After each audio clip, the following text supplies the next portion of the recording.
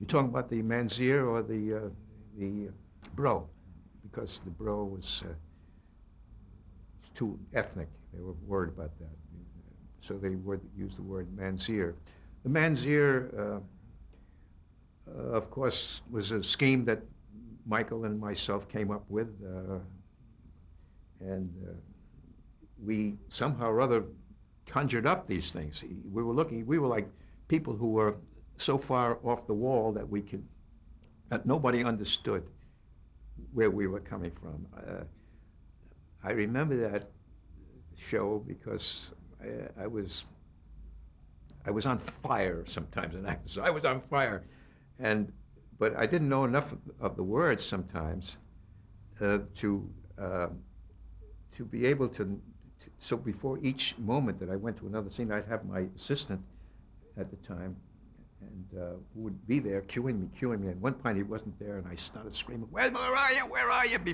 But it got me ready for the next moment, And I, I just found working with Michael, we didn't have to think too much.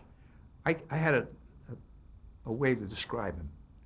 A mercurial mind in a weightless body. Michael Richards. That's the kind of guy. Unselfish. Oh. I got on the Regis and Kathy Lee show, and I didn't know what the heck was going to come up, and what I did, I had just had my hip replacement, and I figured if I come on, and they like to know a little bit what you're going to do, what you're going to talk about.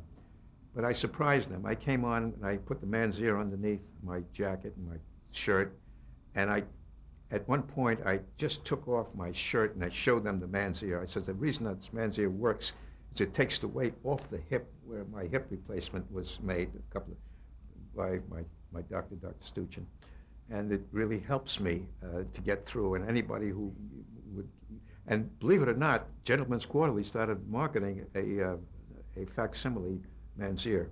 I don't know if it went on, made a big deal out of it, but I'll tell you one thing.